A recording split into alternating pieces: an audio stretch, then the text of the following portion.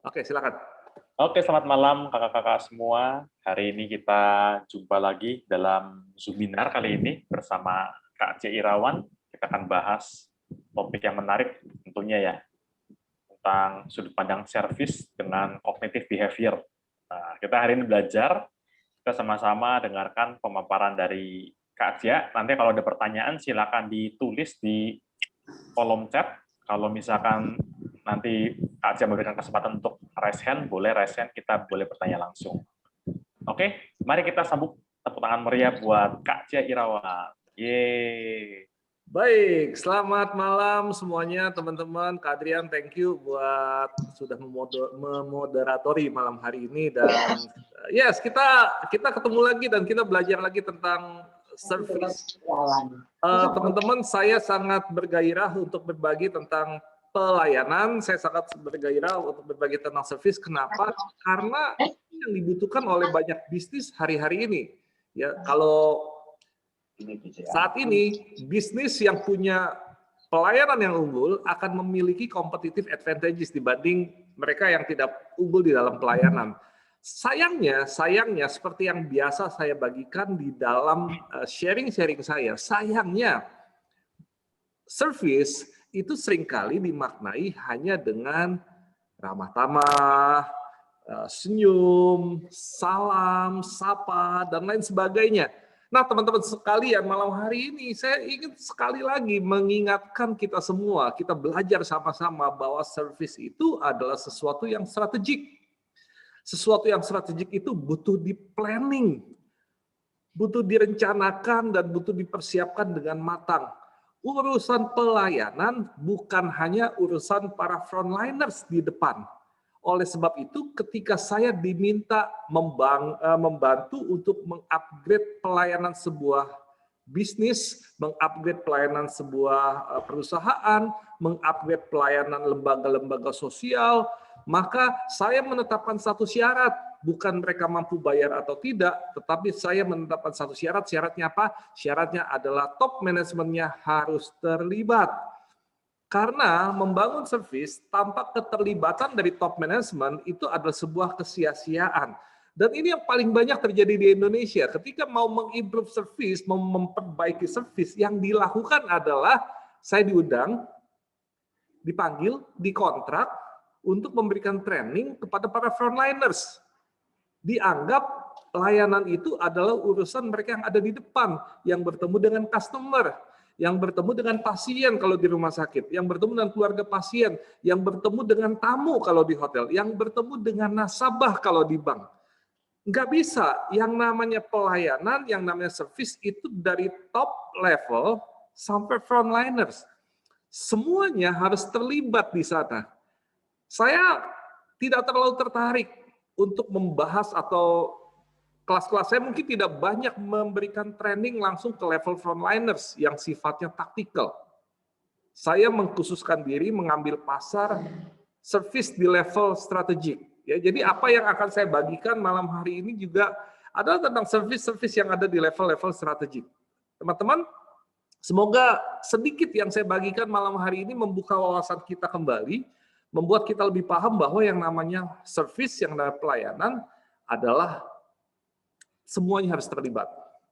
Dan saya mau bilang gini, kalau kita lihat perusahaan yang hebat-hebat, teman-teman boleh sebut perusahaan apapun, apa yang membuat mereka hebat? Satu hal tok, yaitu service, pelayanan. Teman-teman boleh sebut PT apa, perusahaan apa, ya mereka hebat karena apa? Pelayanan, mereka melayani.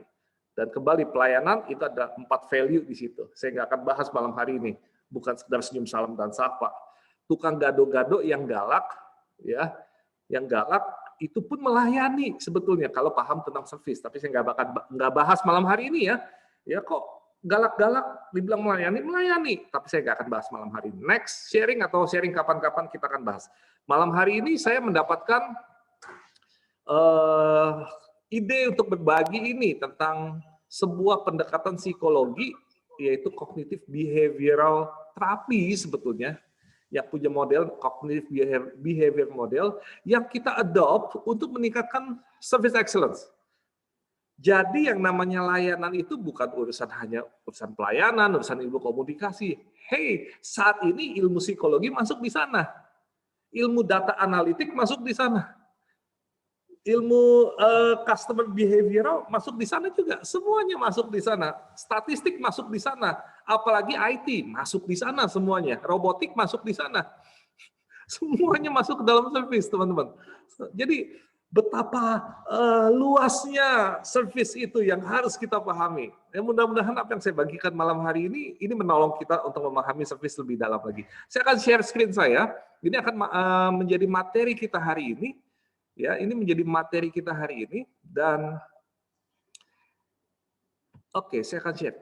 Nah, teman-teman, bolehkah saya diberikan emoticon jempol dong untuk saya tahu bahwa teman-teman sudah lihat screen yang saya sharing.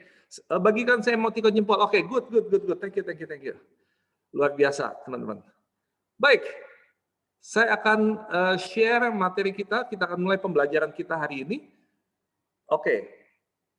Ya, kita kenalan dulu dengan CBT. Ya, kita akan berkenalan dulu dengan CBT. Oh ya, teman-teman, saya akan bagi sesi ini 2 tahap. Jadi nanti sesi tanya jawab kita akan adakan di akhir setelah saya berbagi materi.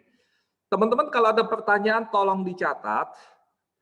Ya, boleh dicatat dengan alat tulis, boleh dicatat dengan smartphone, teman-teman di memo dan sebagainya. Nanti setelah sesi berbagi saya akan share dengan teman-teman. Oke? Kita berkenalan dengan CBT. Apa sih CBT atau Cognitive Behavioral Therapy? Wah, kok apa hubungannya nih service dengan terapi?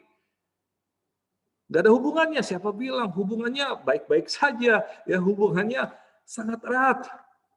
CBT apa? Ya, ini kita belajar tentang CBT dulu. CBT atau Cognitive Behavioral Therapy adalah sebuah metode dan teknik dalam psikologi yang bertujuan untuk melatih cara berpikir maupun fungsi kognitif lainnya dan cara individu berperilaku. Ribet ya? Intinya sederhana, nanti saya jelaskan. Prinsip dari CBT ialah bahwa suatu masalah muncul dari bagaimana seseorang menginterpretasikan sebuah masalah sehingga berdampak kepada tindakan dan perasaannya. CBT melihat gini, kejadian, fakta, atau apapun yang ada di depan kita itu netral. Semuanya netral, tinggal bagaimana kita memaknai, bagaimana apa yang kita pikirkan, apa yang kita rasakan, kemudian apakah ada physical sensation di situ ya, sensasi fisik yang muncul dari pemaknaan tersebut dan kemudian akan melahirkan behavior atau perilaku kita.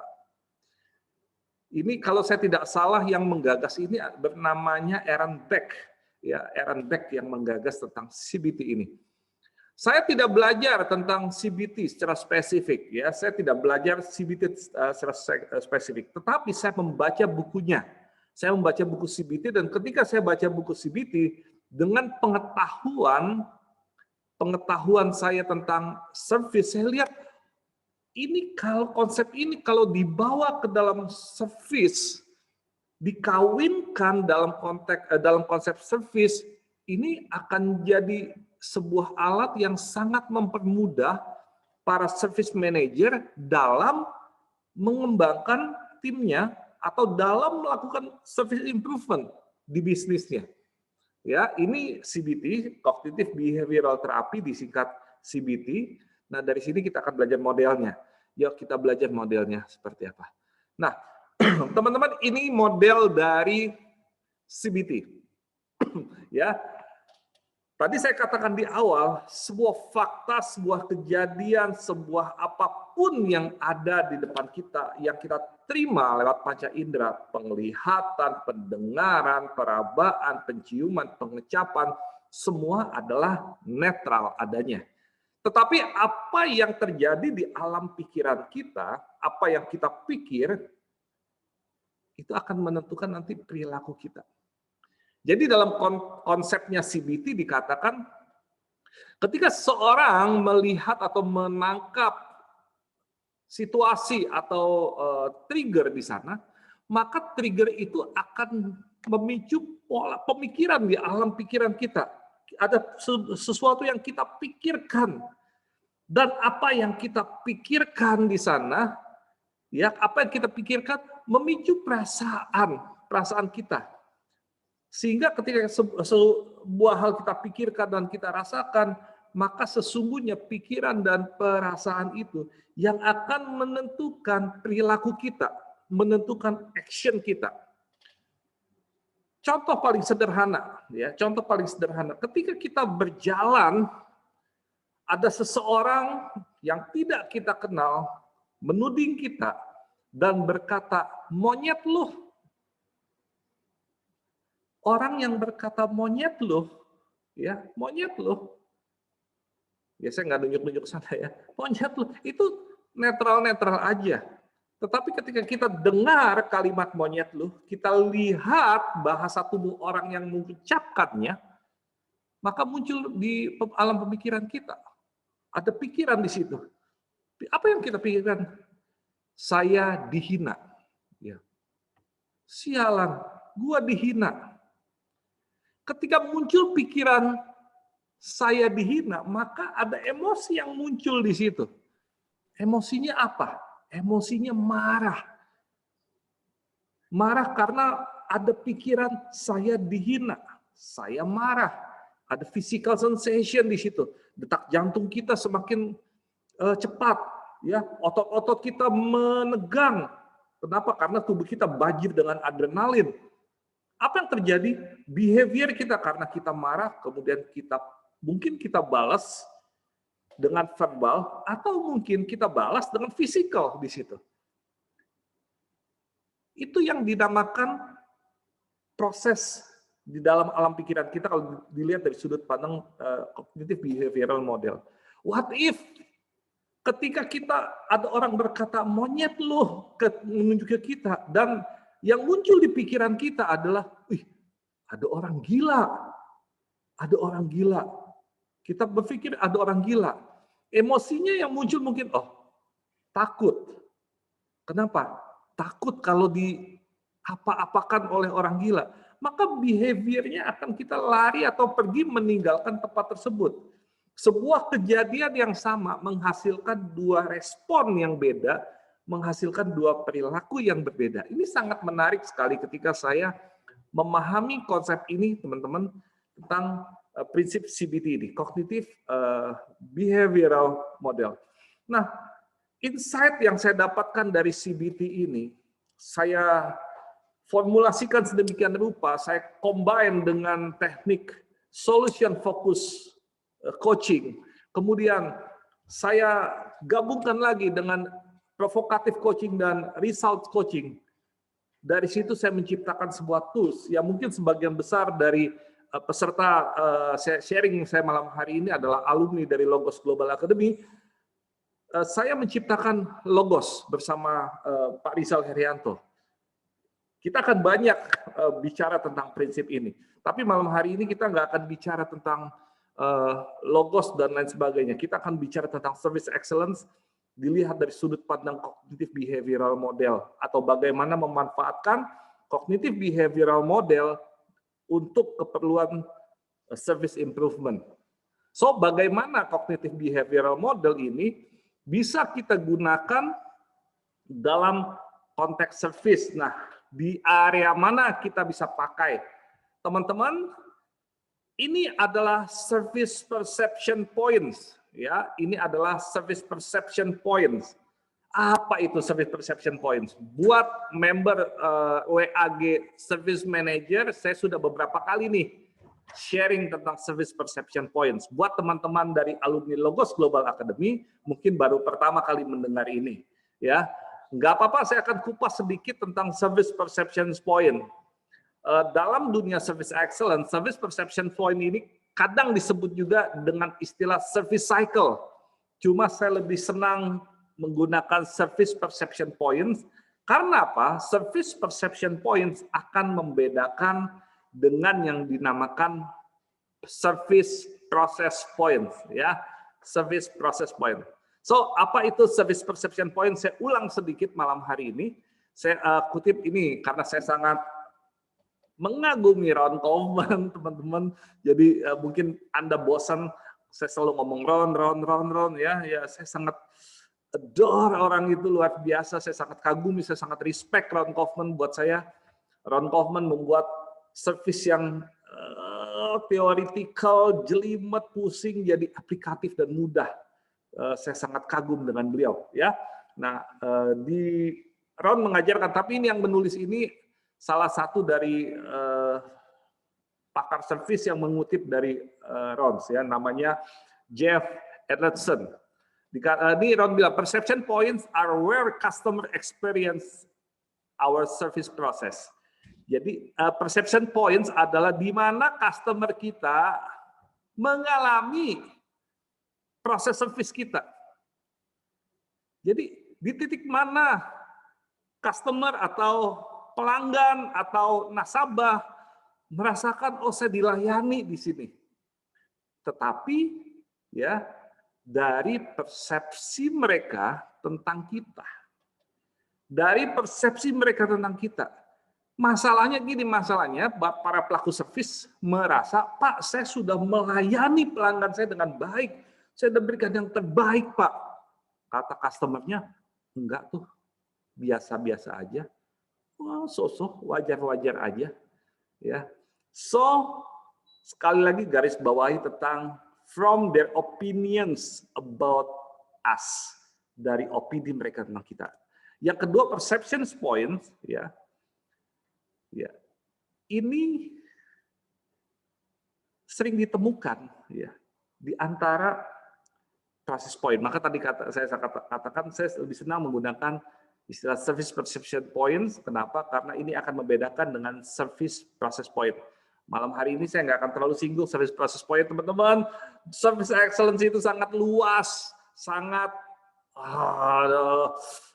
tidak cukup dibahas hanya dengan 2 jam atau dibahas 2 hari. Anda butuh 3 tahun untuk membuat sebuah bisnis memenuhi standar minimal. Lihat, 3 tahun memenuhi bisnis untuk standar minimal. Ya, jadi perlu stamina panjang. Siap enggak? Banyak perusahaan, banyak bisnis maunya gini. Frontliner saya payah, tim layanan saya payah, panggil trainer, kemudian trainernya pulang, saya mau tim layanan saya bagus. Ya, jawaban saya adalah mustahil. Jawaban saya adalah mimpi kali ya. Layanan sebuah bisnis tidak akan pernah berubah jikalau di level strategis, top management tidak memandang service sebagai sesuatu yang penting. Oh, saya sebagai top management memandang service yang penting. Oh, kalau Anda pandang itu sebagai sesuatu yang penting, maka akan tercermin dari behavior Anda, gaya leadership Anda ke tim. Ya, sangat seru. Kapan-kapan kita bahas. Next, ya. Nah, mengapa perlu fokus ke service perception point? Ada 4 hal. Pertama, service perception point ini berdampak besar pada customer experience. Ingat, sharing saya yang lalu, ya, yang lalu dari CIO-nya Dell, ya, dibilang apa? Customer experience is the next competitive battleground. Ingat sharing saya yang lalu, customer experience is the next competitive battleground. Semuanya saat ini fokusnya ke customer experience, menciptakan pengalaman-pengalaman. Jadi sederhananya, setiap ketemu ciptakan wow, setiap ketemu ciptakan wow, setiap ketemu ciptakan wow. Saya masih bicara customer experience ini sebetulnya kalau compare to materi kita yang lalu, ini levelnya agak di bawah karena level kita udah customer care nih sekarang ya. Tapi nggak apa-apa, customer care masih berupa sebuah konsep yang di-develop terus-menerus. Tapi yang sudah established adalah konsep customer experience. Yang kedua, service perception points menolong mengatasi dan memperbaiki proses points yang lemah. Jadi kita bisa spot nih, di titik mana proses poin kita lemah. Ya, nanti kita akan lihat pada saat saya akan menjelaskan tentang service perception point, ada proses poin apa di sana. Kemudian ketiga, kalau kita paham, kalau kita fokus ke service perception point, ini adalah teman-teman seolah punya metode mudah untuk diimprove dan efisien, harganya murah, ya. Dan yang keempat terakhir adalah perception points akan membedakan bisnis Anda dengan kompetitor. Jadi jangan cuma bicara tentang bisnis model, ya, jangan bicara cuma bisnis model, tapi perception points akan membedakan bisnis Anda dengan kompetitor. Tentu kerangka besarnya atau backbone-nya adalah bisnis model. Kemudian setelah bisnis model baru kita bicara yang lain. Nah, perception point, ketika Anda mulai menyusun service perception point, istilahnya sebenarnya Anda sedang menyusun apa yang disebut dengan istilah service blueprint. Wow, mau bangun rumah harus dimulai dari blueprint. Mau bangun gedung dari blueprint. Coba-coba aja bangun gedung tanpa blueprint, bubar. Jadi, kalau blueprintnya bagus, kalau service blueprintnya relevan, service blueprintnya applicable, maka kalau itu dijalankan, ini yang akan membedakan bisnis Anda, layanan Anda dengan kompetitor. Bukankah kalau kita lihat rumah, ya, kalau kita lihat rumah, teman-teman, kalau kita lihat rumah, yang membedakan rumah satu dengan rumah lain adalah desain. Ya, setuju ya? Desain. Desain itu apa? Desain itu dimulai dari apa? Desain itu dimulai dari blueprint. Jadi malam hari ini saya sharing sedikit tentang service blueprint. Turunannya adalah service perception point. Ya, membuat service blueprint saya sudah pernah sharing tuh, udah agak lama ya tentang service blueprint. One day lah kita akan ngobrol lagi tentang service blueprint. Tapi sebenarnya kalau Anda paham tentang service perception point, Anda bisa membuat service blueprint lebih baik lagi. Oke, kita lanjut ya. Saya nggak akan lama-lama sharing materinya. Saya berharap teman-teman banyak bertanya sehingga saya bisa menjelaskan lebih. Kemarin saya mengadakan survei di WhatsApp Group Service Manager 5.0. Saya lempar beberapa industri yang mau dibahas. Saya lihat lagi tadi, semoga saya nggak salah. Yang menang diminta adalah banking. Ya, saya ada lempar rumah sakit, hotel, apalagi ya, banking. Ya, saya minta silakan pilih yang akan saya bahas di sesi sharing malam hari ini. Diminta banking. Ya. Teman-teman, walaupun saya bahas banking, sebetulnya ini sangat general, ini sangat bisa diterapkan di industri manapun. Jadi kalau teman-teman yang punya restoran, teman-teman yang punya hotel, teman-teman yang punya bisnis lainnya, silakan di-adjust, silakan disesuaikan. Anda bisa pikirkan ya, mana bisnis atau service perception point yang bisa dilakukan. Oke. Semangat saya. Nah, apa sih service perception point? Kalau Anda perhatikan di layar yang saya share ini, itu kayak lingkaran ya.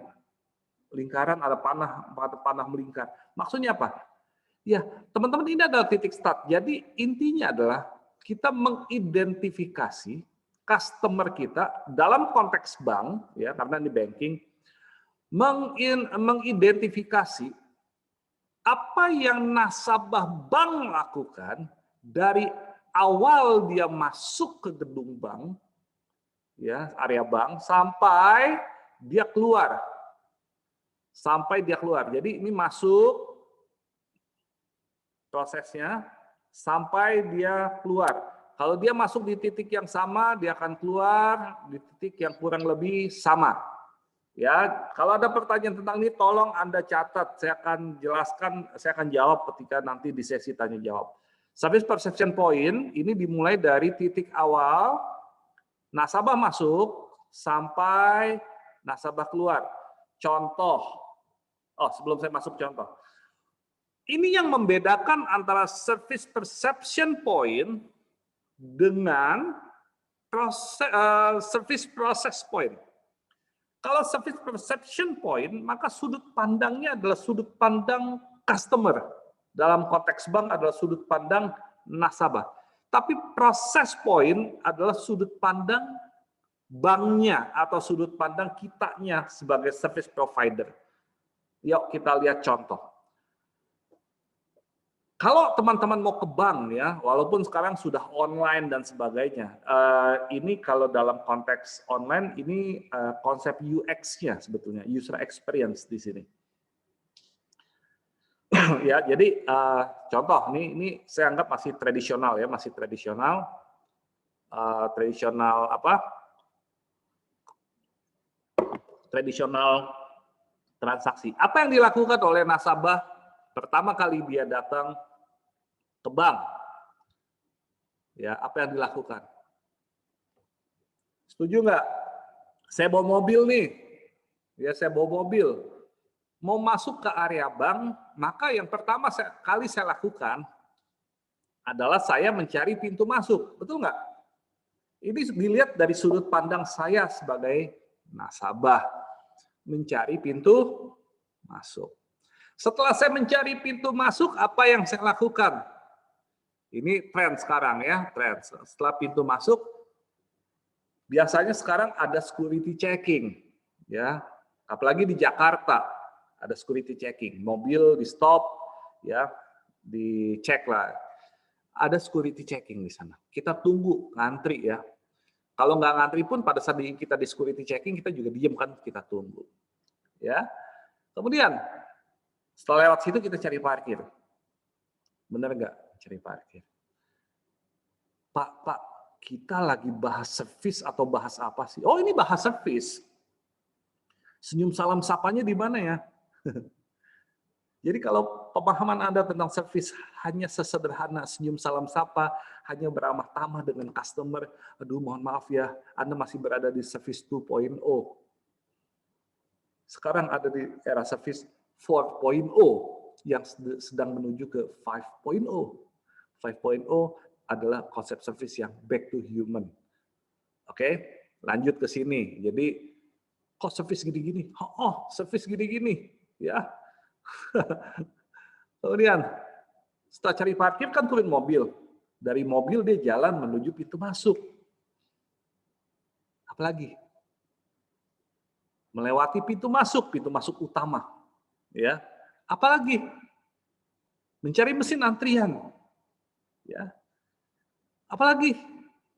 Menunggu antrian, nunggu dipanggil. Apalagi? Menunggu proses transaksi diproses. Dia udah dipanggil, dia ada di depan customer service atau di depan teller, menunggu transaksi diproses. Dan ada banyak proses di dalam yang perlu dilewati oleh si nasabah sampai dia selesai. Selesai dia akan keluar lagi lewat pintu masuk yang tadi dia masuk, ya. Dia kemudian, ya, to make a long story short, dia mencari pintu keluar. Memang pintu keluar mobil langsung meninggalkan area bank. Ini baru satu hal tentang customer perception points-nya. Nah, saya buatnya ini nggak detail, teman-teman. Ketika saya membantu sebuah bank atau saya membantu sebuah perusahaan menyusun perception points-nya, maka saya akan buat ini sedetail mungkin. Karena semakin detail, semakin teridentifikasi titik-titiknya, maka kita bisa meng-create satisfaction atau istilahnya sekarang customer delight di setiap service perception point. Lantas service proses di mana? Ya, service proses ada di sini. Menunggu security checking. Security-nya ngapain, prosedur security-nya ngapain, itu ada service proses di situ, ya. Dan setiap titik-titik ini ada service proses. Contoh, dari dapat parkir, jalan pintu masuk, ada sesuatu nggak di sini? Ada service proses di situ ya. Saya nggak akan bahas service proses ya, tapi kita akan belajar tentang service perception point. Nah, yuk kita belajar lebih dalam lagi. Setelah kita tahu nih titik-titiknya, titik-titik service perception point, apa yang harus kita lakukan? Pernah nggak teman-teman bikin ini, ya, bikin simple customer perception points di bisnis masing-masing? Yang bisnisnya hotel coba bikin deh, yang bisnisnya rumah sakit coba bikin deh, ya. Di dalam sebuah perusahaan ada banyak sekali model-model ini. Jadi untuk satu cabang saja saya bisa bikin banyak. Ini kan gedeannya. Bagaimana dengan teller? Ini ketika nasabah ada di depan counter sampai nasabah meninggalkan counter. Jadi satu perception point sendiri. Titik-titiknya diidentifikasi lagi banyak-banyak, ya. Jadi ini pekerjaan konsultan service, pekerjaan service excellence coach seperti saya, teman-teman, kerjanya bikin ginian gitu. Ya, Anda punya bengkel, maka yang dibikin ya service perception point ini. Ya. Ini ilmu mahal. Ini ilmu mahal. Ya, Anda harus bayar mahal seorang service excellence coach untuk mengerjakan ini. Ya. Oke. Nah, kita akan masuk ya. Apa hubungannya nih creating positive customer experience dengan cognitive behavior model? Ya, tadi saya sudah jelaskan. Apa yang terjadi itu netral. Jadi ketika manusia melihat, mendengar, merasakan suatu hal diterima oleh panca inderanya netral-netral aja gitu ya. Kemudian diproses ke alam pikirannya. Proses ke alam pikirannya, pikiran perasaan jadi sebuah meaning. Dan meaning itu berubah menjadi sebuah behavior, ya, menjadi sebuah behavior.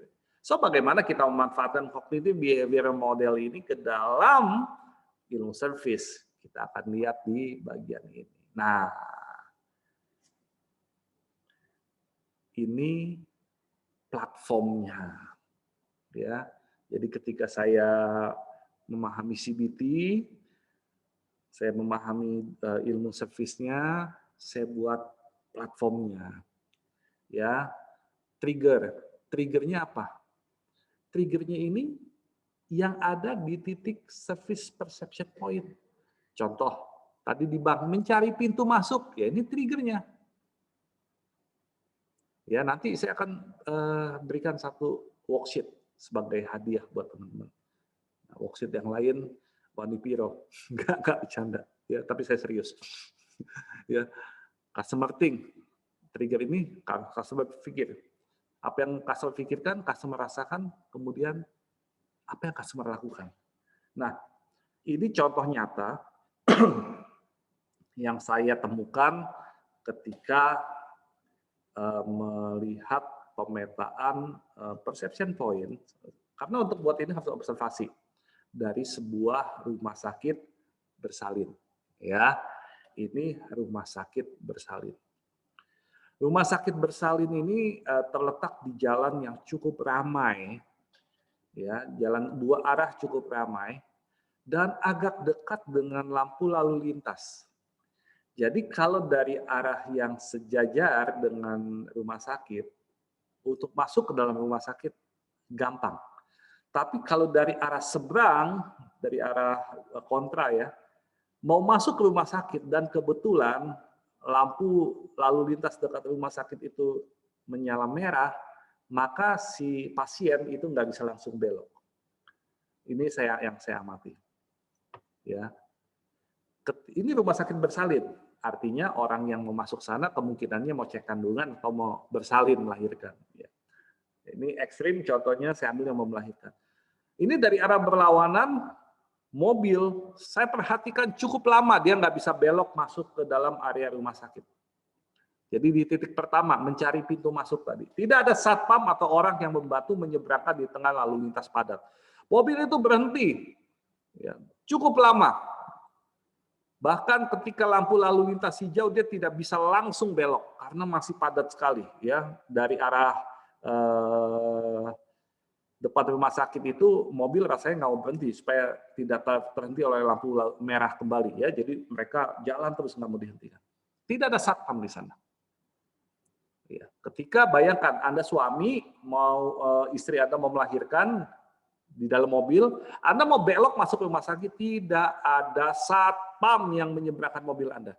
Istri Anda sudah, aduh, Pak, sakit ya. Istri Anda sudah seperti itu. Ini triggernya. Ingat, trigger itu netral. Kalau kejadian seperti itu, apa yang customer pikirkan? Mungkin yang terpikir oleh customer gini, jangan-jangan istri saya melahirkan di mobil kalau tidak ada yang menyeberangkan.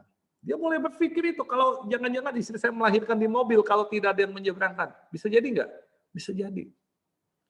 Ini customer think seperti ini. Kalau pikirannya seperti ini, apa yang customer rasakan? Panik. Ya, apa yang customer rasakan? Marah, kesel. Apa yang customer rasakan? Ya, campur aduk ya. Para suami-suami, kalau Anda dalam situasi seperti ini, Anda bisa rasakan emosi apa yang muncul. Nah, kalau emosi itu yang muncul, ketika Anda berhasil nyebrang dan bertemu dengan resepsionis atau front desk kalau hotel yang ada di depan, apa yang akan Anda lakukan? Dilala yang melayani, trigger lagi kan? Trigger lagi di titik kedua. Trigger lagi di titik kedua.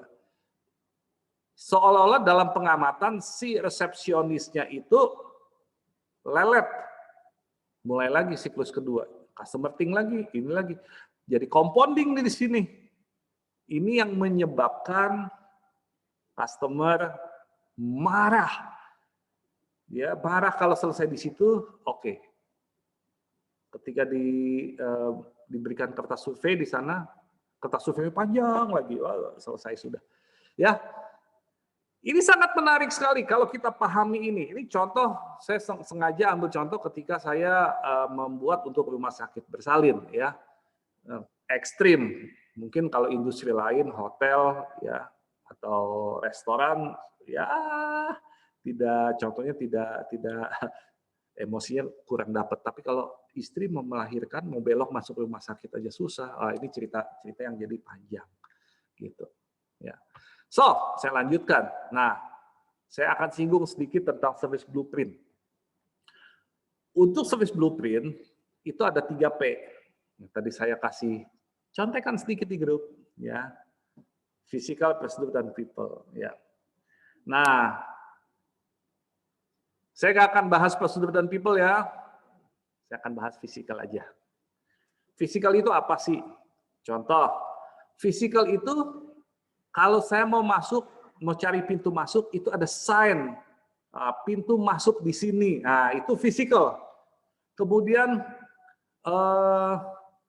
physical itu ketika saya mau parkir, petunjuk jelas.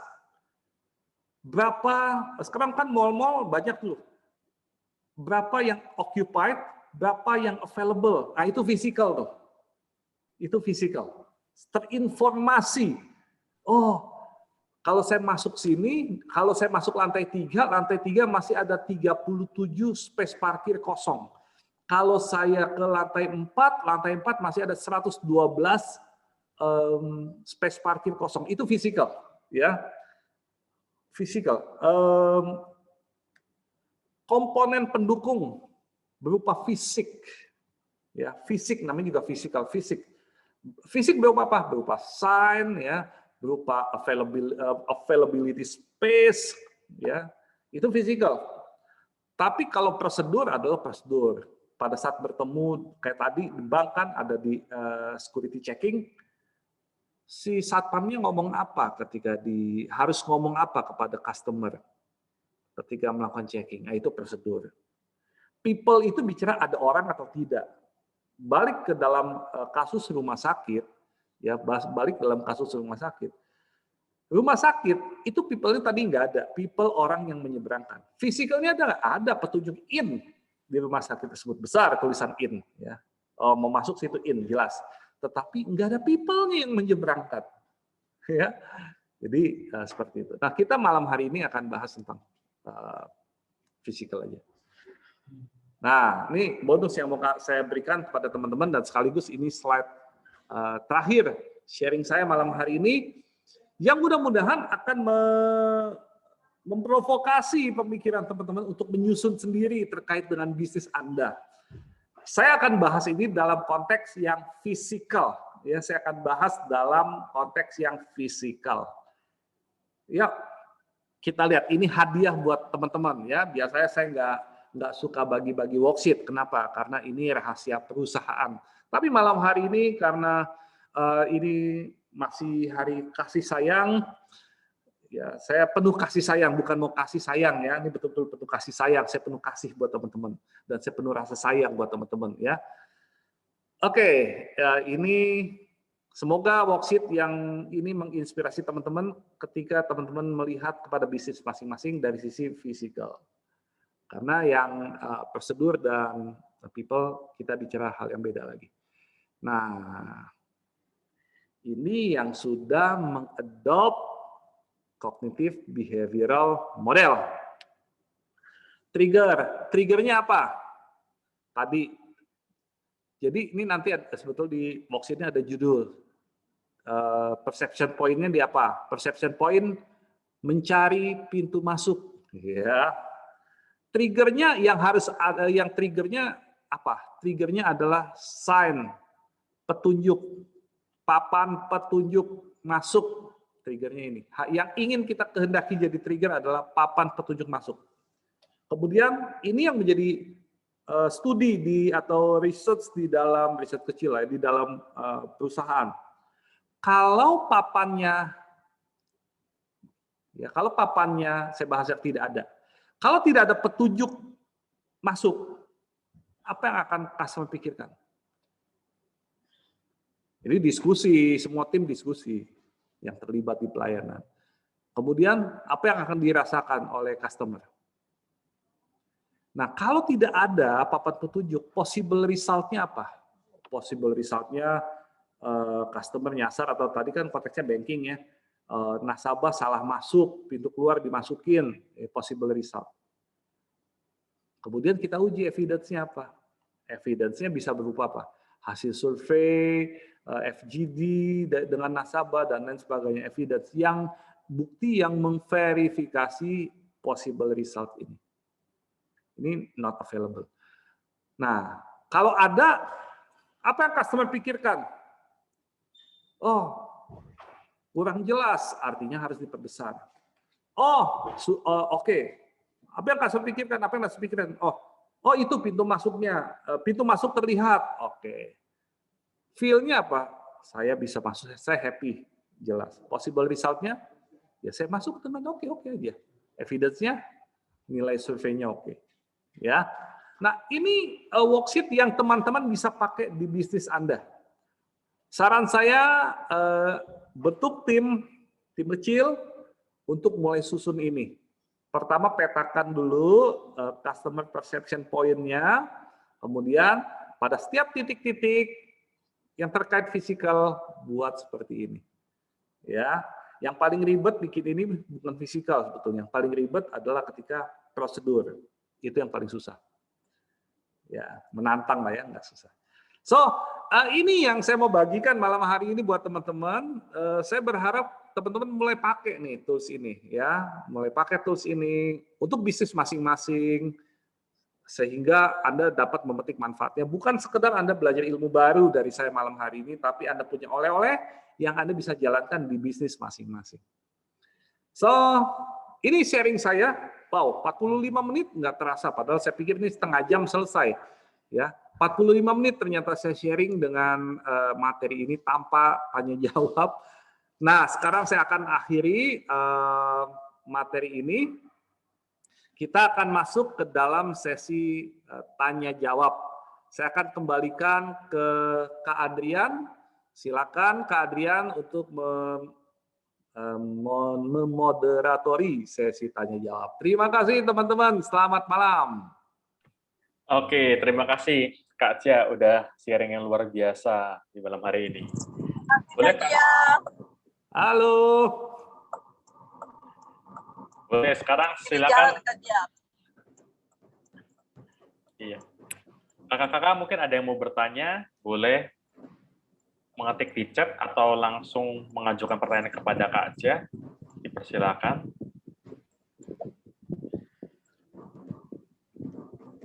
Mudah-mudahan jelas ya, jadi nggak ada yang nanya. Nggak Sudah lihat. paham semua berarti ya. Itu antara saya jelaskannya sangat jelas atau sangat membingungkan sekali ke Adrian. Jadi bingung mau nanya apa. Mudah-mudahan yang pertama ya teman-teman, mudah-mudahan jelas.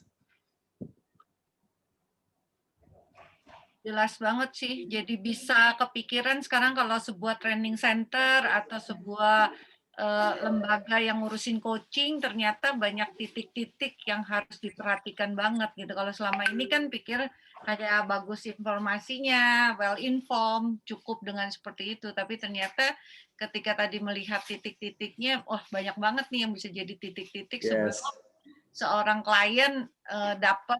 Jadi seorang coach atau seorang trainer nggak cukup cuman jago di training dan jago di coaching ternyata gitu. Thank you Kak Cia. Sama-sama Kak Zi, saya semangat loh ada Kak Zi. Ini ada Kak Josli, sepertinya angkat tangan mau bertanya. Yes. Hey Kyonghi, bro. Kyonghi. Ya. Kyonghi. Bro, thank you banget. Ini melengkapi apa yang kita diskusikan minggu lalu. Yes. Dan ini menjadi sebuah kerangka berpikir yang menurut saya itu jauh lebih jelas gitu ya. Pertanyaan saya adalah, bro, menentukan titik-titik ini dari sudut pandang sebagai seorang sales, sebagai seorang pelaku sales, bukan sebagai corporate gitu. Maksudnya begini, misalnya seorang agen asuransi ataupun agen properti, ini kan yang belum tentu si perusahaannya itu kan care tentang namanya customer service, tapi si pelakunya sendiri itu juga harus sudah care tentang namanya customer service ini. Nah, menentukan poin-poinnya itu apakah ada patokannya atau ada acuannya bahwa ini yang disebut sebagai perception point-nya ini, atau setiap kali kita berhubungan dengan mereka itu juga sudah disebut perception point. Misalnya waktu mereka men-chat kita, itu juga sudah masuk dalam perception point. Gitu. Oke. Ini pertanyaan yang gampang dijawab tapi nggak mudah dilakukan sebetulnya. Tadi saya katakan gini, service akan sangat susah sekali kalau top manajemennya tidak memiliki awareness seperti itu. Dengan kata lain, tadi Bro Jos katakan, ya ini salesnya lah di level perusahaannya nggak terlalu care dengan itu. Ini jujur, ini berat banget untuk bikin ini. Kenapa? Kita berharap tim frontlinersnya bagus, tapi perusahaan leadernya seolah-olah tidak terlibat banyak lah di sana. Ya, ada keterlibatan tapi tidak banyak. Nah, ini saya katakan tadi di lapangannya beda, jadi susah. Nah, kalau susah bukan berarti tidak bisa. Saya sangat suka sekali ketika saya belajar ini nih dari ini salah satu ilmunya Ron yang sangat keren banget buat saya, keren banget. Karena yang namanya service perception point itu bisa berupa tadi kan yang saya contohkan bank yang ketika melayani customer. Tetapi bisa nggak kitanya nih individunya yang jadi instansi? Kitanya individunya yang jadi apa ya? Individunya yang jadi service provider, bisa dong. Artinya service perception point terjadi ketika kita berinteraksi dengan, kalau asuransi tadi nasabah ya. Contoh, ketika kita membuat appointment dengan calon nasabah, ya calon prospek lah ya. Nah di saat itu kan kita akan ada janji ketemu. Kapan service perception point-nya dimulai? Dimulai dari apa? Bisa dimulai dari first contact. Ketika ketemu, oh itu titik. Kita lihat dari sudut pandang calon nasabah kita. First contact-nya apa? Kalau tadi kan mencari pintu masuk. Kalau ini enggak. First contact adalah melihat kita. Ya. First contact melihat kita. Kedua, ini COVID anggapnya udah selesai ya. Berjabat tangan. Ya, customer menjabat tangan kita. Ketiga, customer perception point berikutnya. Menjawab sapaan dari agen asuransi. Keempat, kelima, keenam, dan berakhir dari say bye. Itu kan sebuah cycle juga. Hanya saja Kalau kita bicara ini yang personal, ada nggak fisikalnya? Ada nggak fisikal yang perlu kita siapkan? Ada. Ya, first contact, posisi duduk. Jadi ketika kita bikin appointment dengan calon nasabah, let's say di kafe atau restoran, kita mesti tentukan posisi duduknya di mana. Yang customer begitu masuk langsung bisa ngelihat kita. Benar nggak? Itu sudah service tuh. Kedua, jabat tangan. Nah, latihan jabat tangannya gimana? Menyapa customer-nya gimana? Itu service perception point. Saya pernah karena bro tau lah ya, saya kan banyak berinteraksi dengan teman-teman leader-leader asuransi. Ya, saya sangat terkesan juga, bro kalau saya sebut namanya sangat tahu ini topnya, salah satu topnya di asuransi juga. Waktu itu saya janjian ya as a friend, kita janjian makan malam. Surprise banget, dan itu membuat saya bilang wajar dia menjadi number one di sana. Bagaimana dia treat saya, bagaimana dia perlakukan saya di meja makan, dia service saya di meja makan. Sampai akhirnya saya penasaran, saya tanya, Pak, jadi seketahuan ya laki-laki ya, Pak, Bapak melayani saya seperti ini dilatih atau nature-nya Bapak? I just want to know, Pak. Karena buat saya, you extraordinary gitu. That's why lu jadi orang nomor 1 di situ. Dia bilang, saya melatih. Oh, pertanyaan kedua, Bapak melatih ini ke tim nggak? Nggak semuanya. Sayang sekali. Saya bilang, ini good. Ini service perception point-nya oke banget. Bagaimana dia ambilin. Bukan dia ada service saya banget sih, melayani di meja makan. Jadi saya berasa, saya bukan tamunya dia. Saya adalah orang yang dilayani di situ. Dan saya bayangin kalau dia prospek saya, wah saya pasti dengerin itu ya.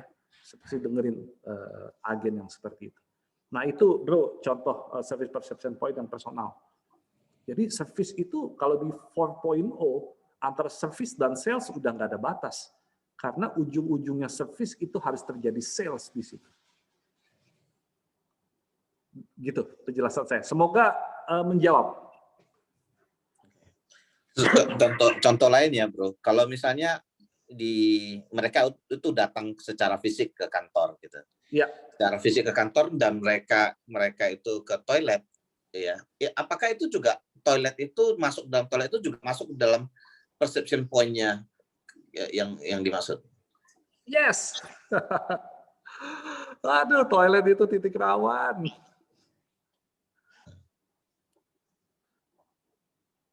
Okay. Nanti kapan-kapan saya sharing service blueprint lagi deh. Saya sharing service blueprint lagi. Okay. Satu lagi ya bro, pertanyaannya. Boleh. Tadi kan ada 3P yang physical, terus prosedur dan people. Kalau physical itu kan yang tadi itu tanda-tandanya. Kalau prosedur itu adalah apa yang harus dilakukan. Kalau people itu seperti apa ya? Maksudnya apakah orangnya qualified kah atau hanya ada orang di situ? Dua-duanya. Ada orang dan ada kompetensinya. Oke. Okay. Jadi kalau customer service, ada nggak customer service-nya? Ada. Bisa jawab nggak pertanyaannya? On, selesai. Gitu. Sorry ya, saya suka menggunakan istilah-istilah yang ekstrim gitu. Jadi betapa pentingnya product knowledge. Oke. Sip. Wah, thank you bro. Kayaknya pertanyaan ini membuat semuanya jadi panas nih. Jadi sangat serius semua. Ya. Silakan, Kak Adrian. Saya kembalikan ke moderator buat yang berikutnya. Oke, thank you buat Kak Arisa sama Kak Jos ya. Ini berikutnya ada pertanyaan lagi dari Kak Agus Siswoyo ya. Wiono. Oh ya, oke. Silakan. Ya. Terima kasih Pak Kak Adrian. Terima kasih Kak Cia.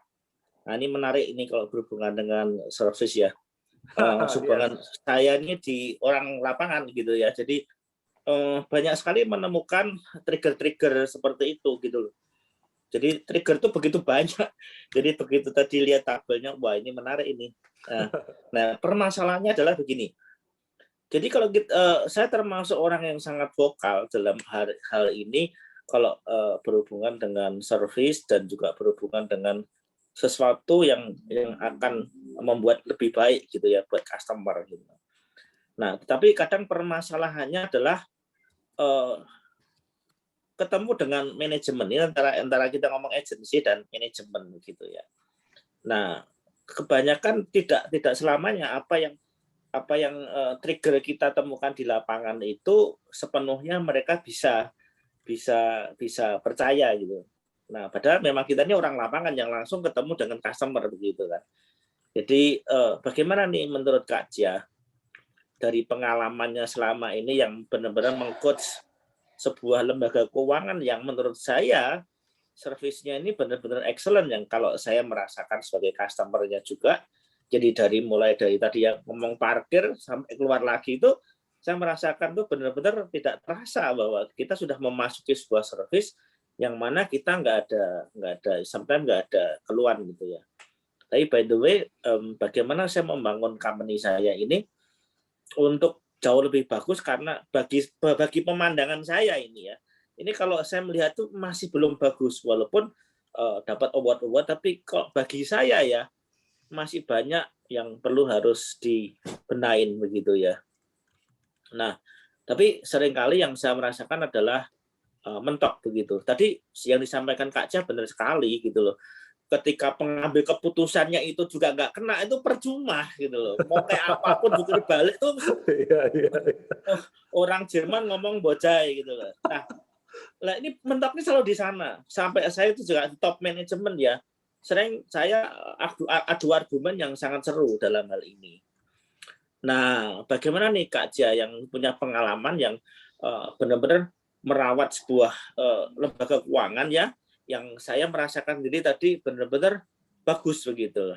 Nah, tentunya di sana juga akan adu, wah yang luar biasa pastinya ya, wah pastinya. Tapi saya lihat finishnya bagus gitu loh. Nah, sedangkan saya menghadapi situasi seperti itu. Lah, bagaimana nih Pak Jia ini bisa memenangkan sehingga customer service ataupun care dari sebuah lembaga keuangan yang Kak Jia ada di sana itu jadi benar-benar excellent gitu loh. Mungkin itu dulu. Yes. Kak Jia. Terima kasih. Oke.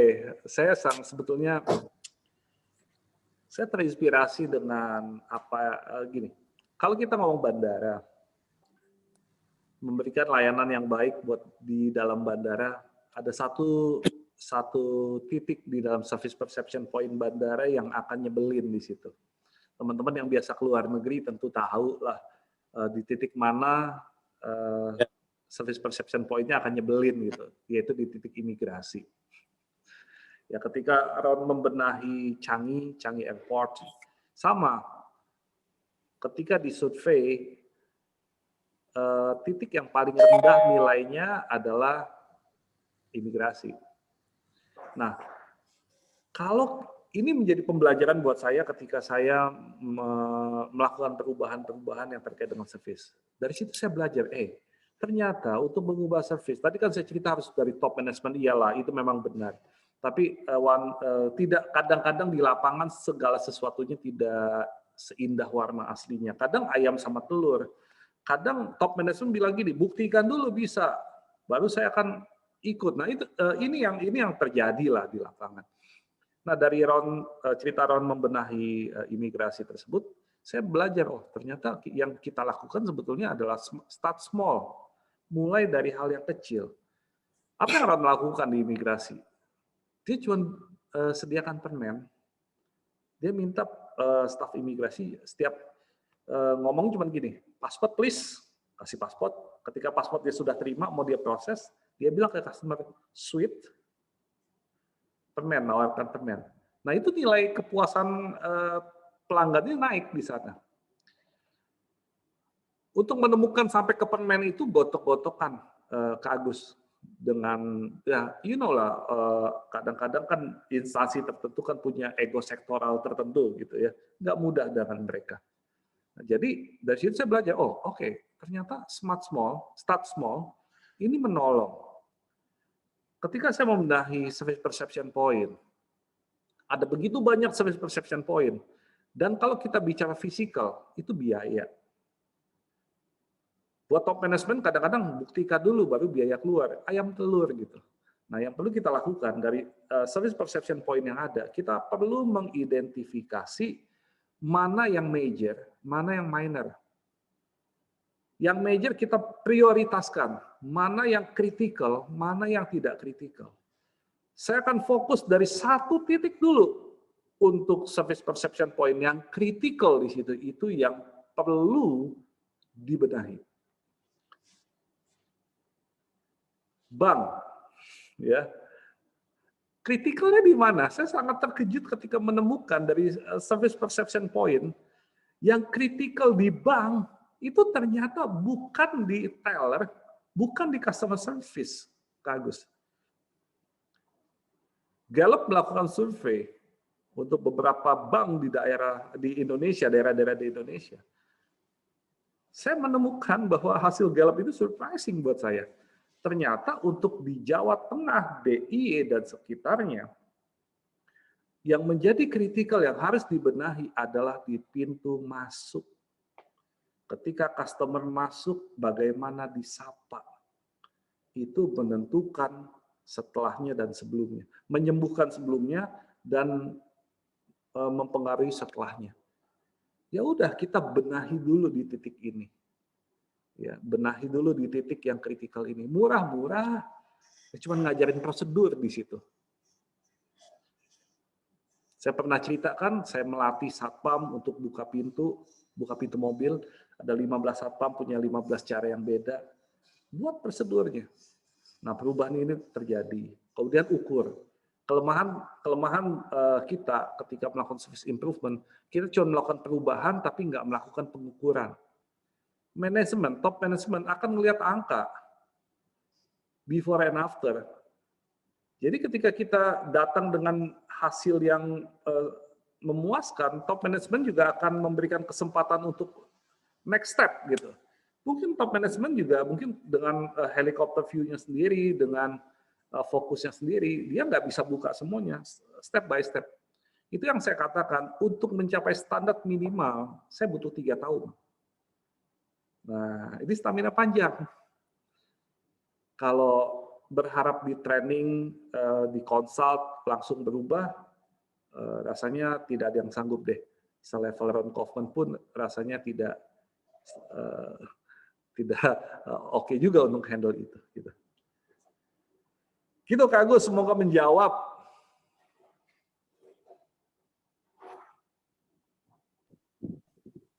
Ya, terima kasih Kak Cia.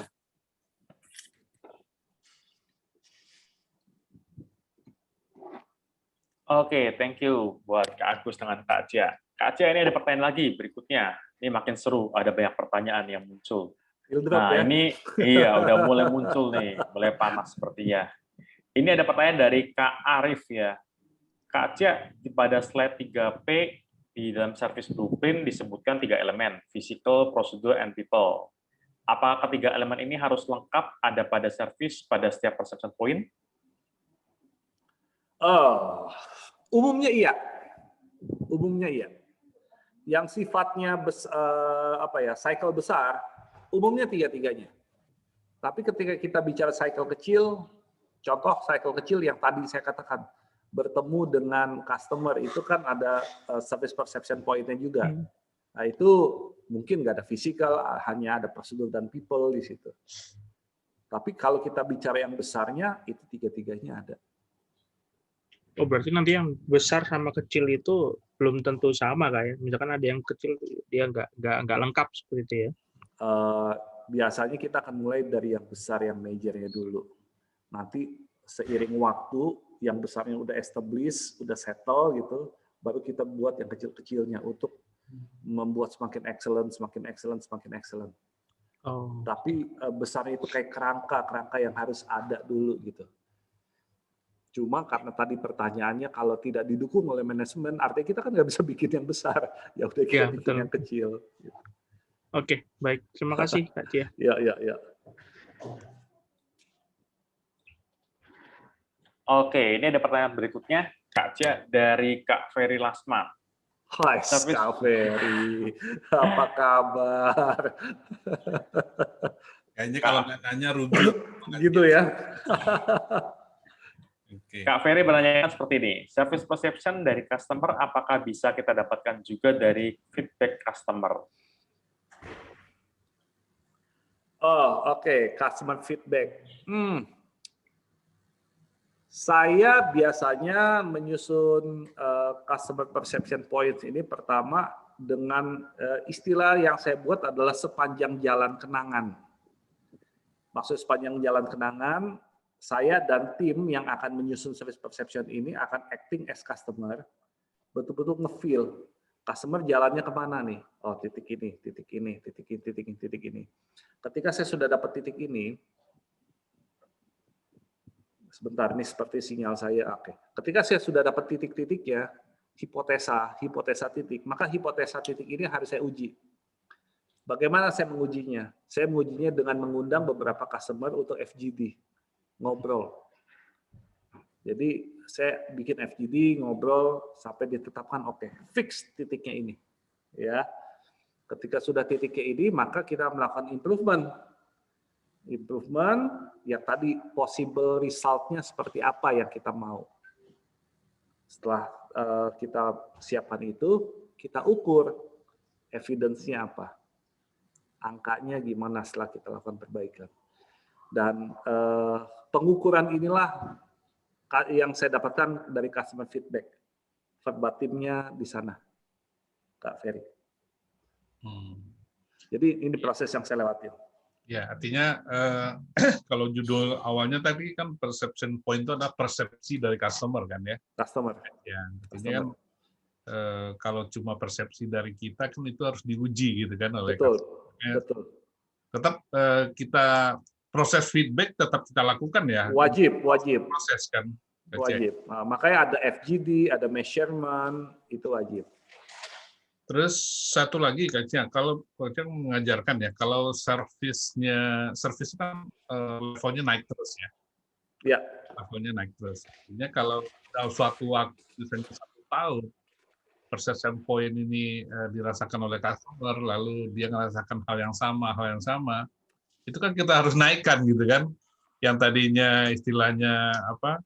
Harus di-like, mungkin habis itu unbelievable, paling terakhir unbelievable lah kan. Berarti perception point-nya pun juga akan terus bergerak gitu ya. Oke. Ini harus dimaknainya agak hati-hati sebetulnya. Oke, jadi gini. Bermain dengan customer perception point atau menciptakan customer experience, sebetulnya kita bermain-main dengan yang disebut dengan customer expectation atau ekspektasi pelanggan.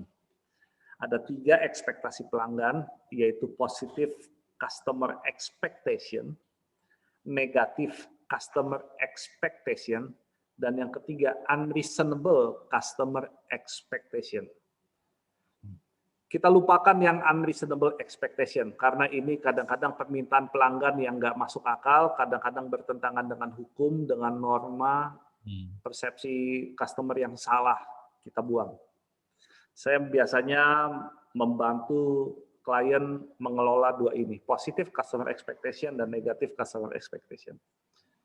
Apa itu negative customer expectation? Negative customer expectation adalah hal-hal yang customer expect dia tidak mau alamin. Kalau positif, hal-hal yang di-expect oleh customer dia alamin. Nah, contohnya gimana? Paling senang saya menggunakan contoh toilet. Tadi Bro Jo singgung tentang toilet, jadi saya pakai contoh toilet. Kalau kita masuk ke sebuah toilet, yang kita nggak mau terjadi apa, Kak Ferry? Kita nggak mau ngalamin apa di toilet? Ya kotor, bau gitu. Ya, kita nggak mau toiletnya kotor. Kita nggak mau toiletnya becek. Kita nggak mau toiletnya mampet. Kita nggak mau toiletnya nggak ada air, betul nggak? Nah, oleh sebab itu saya mengajarkan, ketika kita bermain-main dengan customer expectation, maka 70-80% dana kita, dana service improvement kita harus dialokasikan untuk yang negatif customer expectation, bukan yang positif customer expectation. Karena positif customer expectation batasannya langit. Negatif customer expectation, contoh, saya nggak mau toiletnya basah. Iya. Kalau saya keringin, selesai dong. Mm-mm. Saya nggak mau toiletnya mampet. Kalau saya buat lancar, selesai dong. Artinya memenuhi standar fungsinya. Saya nggak mau toiletnya kotor. Kalau saya bikin bersih, oke dong. Tapi kalau positif, saya ingin toiletnya beraroma Terapi. lemongrass. Oke, kita pasang lemongrass. Survei lagi, customer feedback. Itu lemongrass-nya organik atau chemical? Chemical. Wow, itu bisa memicu kanker. Kita sebagai customer merasa terancam kalau itu. Kita mau yang organik, ganti organik. Organik lebih mahal. Kita udah ganti organik. Customer feedback lagi. Udah organik nih. Oh, masa perusahaan sebonafit Bapak organiknya pakai merek ini? Kita sebagai customer merasa tidak dilayani nih. Harusnya kalau Bapak betul-betul sungguh-sungguh mau melayani kami, mereknya ini dong organiknya. Itu naik terus Kaveri di situ. Nah, jadi yang harus kita kelola ini sebetulnya. 70-80% dana kita untuk yang negatif customer expectation. Sisanya positif customer expectation. Dan prinsip perubahan dalam service adalah selalu melakukan perubahan-perubahan kecil tetapi terus-menerus. Jangan melakukan perubahan masif dan berhenti. Seperti itu. Semoga menjawab, Kak Ferry. Ya, artinya kan ekspektasinya customer itu tadi, kalau misalnya yang standar aja, basic gitu, lalu dia lihat kompetitor kita, ya sama aja lah sama yang lain gitu kan. Kita kan pengennya ada lebih lah gitu ya, yang customer experience gitu kan. Bukan cuma, ya memang batasannya langit itu, tapi kita sesuaikan dengan kemampuan kita juga ya, Kacia ya. Betul. Betul. Contoh yang bisa kita lakukan untuk toilet, perubahan kecil untuk positif customer expectation. Di urinoir, cowok kan kalau kencing berdiri kan, ya. Pas berdiri, posisi wajah ketinggian normal, kita kasih lukisan sederhana sehingga menghilangkan rasa bosan. Kalau nggak kan cowok kencing dia akan melihat tembok. Untuk menyediakan lukisan kan ada biaya. Itu contoh improvement yang bisa kita lakukan. Kalau nggak ada lukisan kan sebetulnya oke-oke aja toilet. Cuman kalau kita mau kasih added value di situ, kasih lukisan seperti itu. Ya, karena saya baca di bukunya Ron Kaufman itu kan mengenai level dari satisfaction itu kan ada expectation, delighted, terus ini terakhirnya unbelievable levelnya itu kan.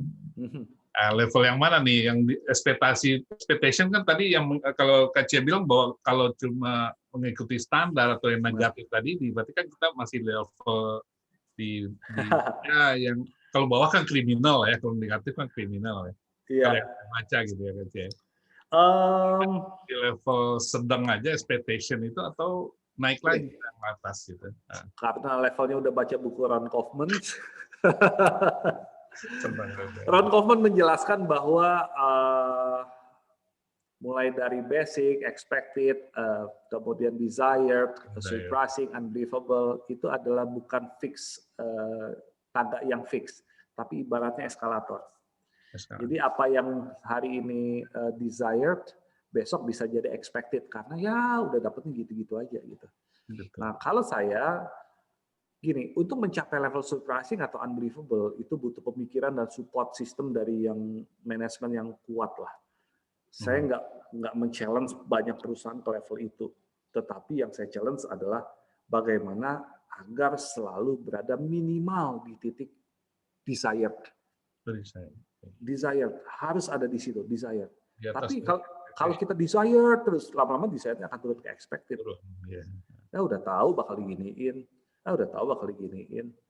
Ya udah tahu salamnya kayak gitu. Udah tahu kalau masuk pintu juga dibukain. Udah tahu kalau turun mobil juga dipayungin. Itu kan jadi expected. Betul. Nah, kita harus maintain terus di desired levelnya desired. Naiknya dikit-dikit gitu ya. Naiknya dikit-dikit, ya. Naiknya dikit-dikit. Oke. Itu sangat menarik kok bicara tentang service. Betul. Thank you Kak Cia. You're welcome. Oke, thank you. Pertanyaannya dari Kak Ferry ya. Ada lagi pertanyaan nih, Kak Cia ya, dari Kak Widi ya. Ya. Ini Kak Widi bertanya, Kak, saya mau konfirmasi saja, apakah teori tentang customer perception point ini sama dengan moment of truth customer relation? Sekilas kok mirip sama cara berpikirnya. Dulu saya pernah dapat informasi tentang konsep MOT dari rekan kerja di area service. Ketika saya jawab langsung Kak Widi ya, ketika kita mampu menciptakan customer experience di titik customer perception point, menciptakan sebuah experience di situ, disitulah terjadi moment of truth. Nah, ya tadi saya katakan customer perception point itu sama dengan service cycle. Service cycle titik-titiknya itu disebut juga titik-titik moment of truth. Jadi apakah sama? Yes. Kalau melihat cycle-nya sama. Tetapi ketika masuk ke pembedahan ke dalamnya, saya belajar semuanya ketika pembedahan ke dalam. Perception point ini jauh lebih detail. Ya kalau belajar detailnya, jauh lebih detail, jauh lebih komprehensif. Karena tujuannya adalah membuat service blueprint. Sedangkan moment of truth dan service cycle hanya sampai level mengidentifikasi saja. Menurut saya demikian. Jadi kalau yang ini tujuannya sampai ke membuat service blueprint. Artinya kita merancang blueprintnya. Itu sangat-sangat dalam sekali.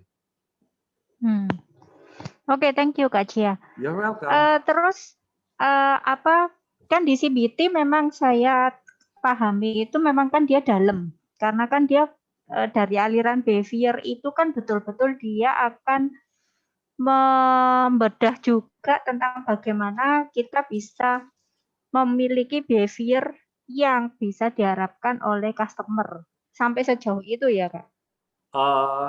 Ada satu lagi yang kontra CBT.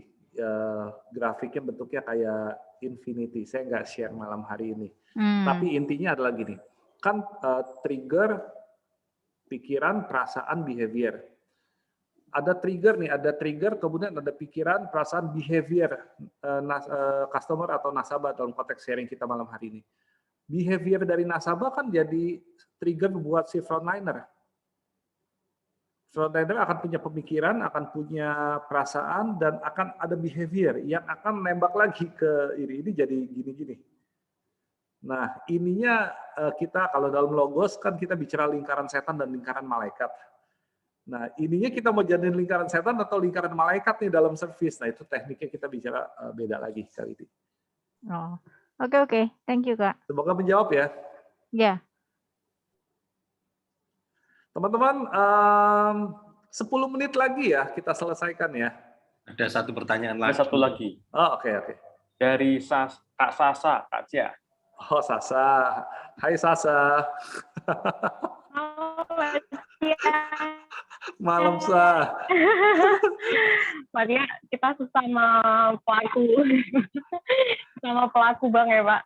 Iya, gimana Sa? Sama-sama servis di lembaga keuangan. Oke. Suara Sasa jelas ya Pak, soalnya sinyalnya dari tadi jelek. Iya. So far oke. Saya bisa tangkap.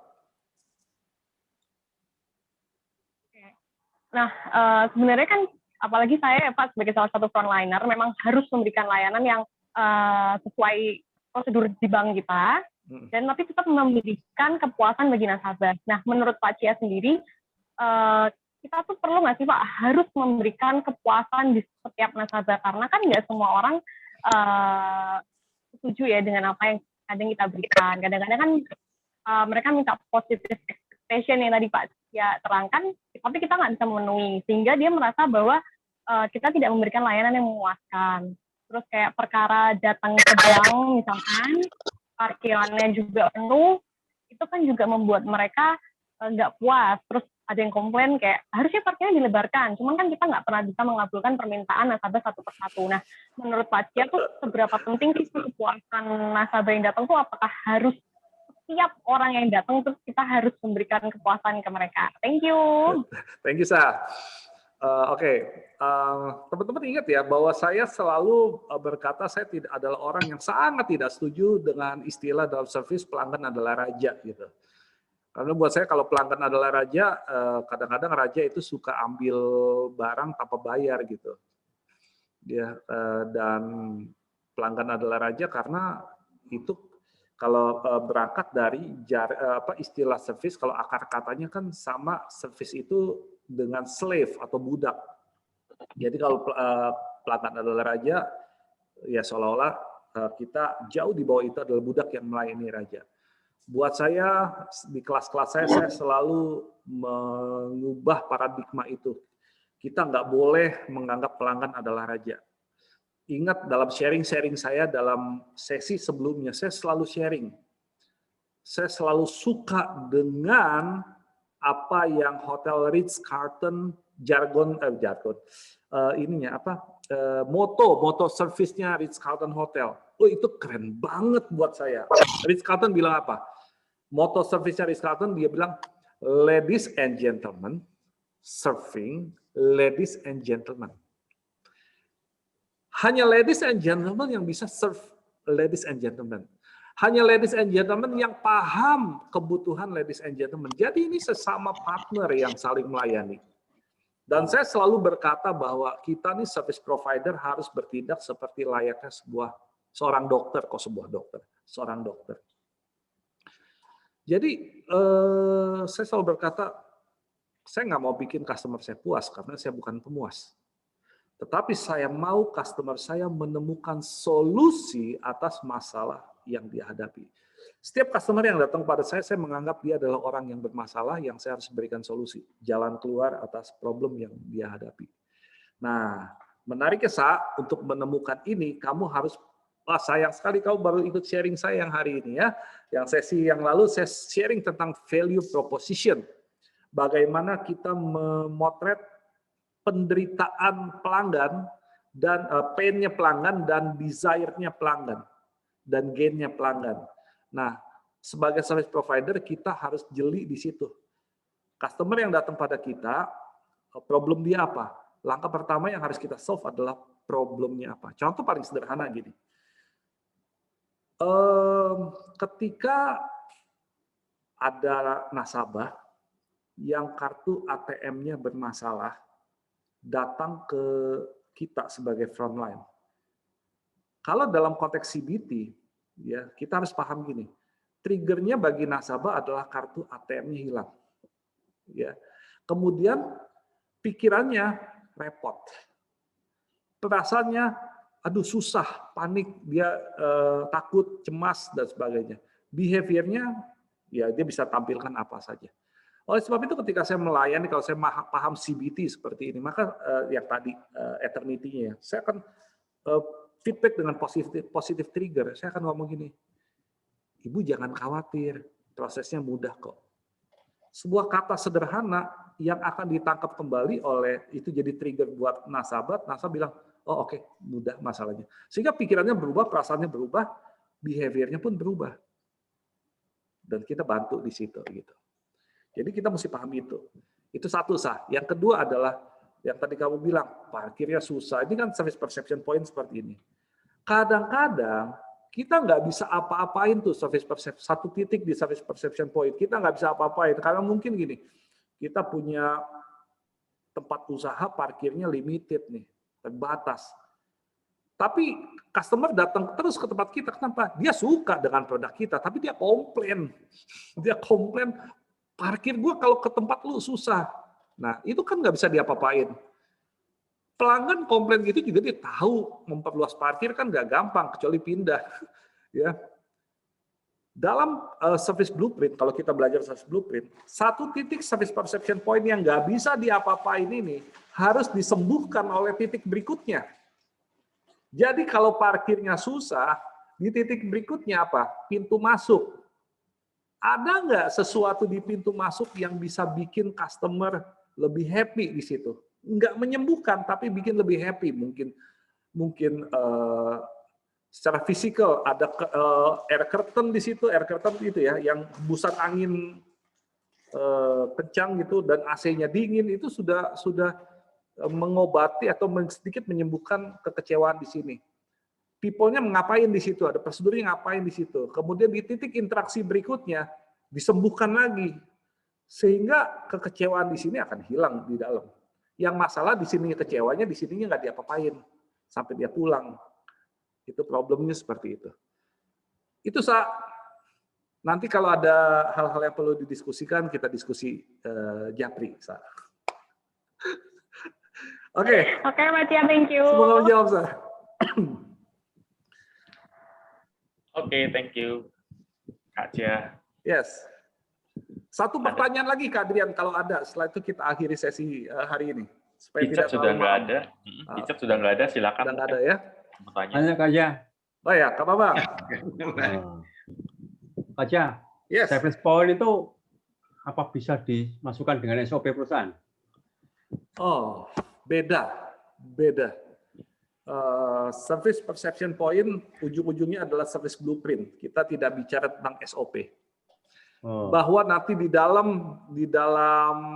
service blueprintnya diturunkan jadi SOP, iya di situ. Jadi ini kan blueprintnya, gedenya. Baru dari blueprint ini bisa jadi SOP, bisa jadi apa gitu. Oh, gitu ya. Jangan langsung ditarik ke SOP. Oke, Kak Cia. Kedua, Kak Cia, mau tanya. Untuk melatih karyawan untuk menjadikan seorang server yang baik, apakah perlu diberikan nilai, Kak Cia? Saran saya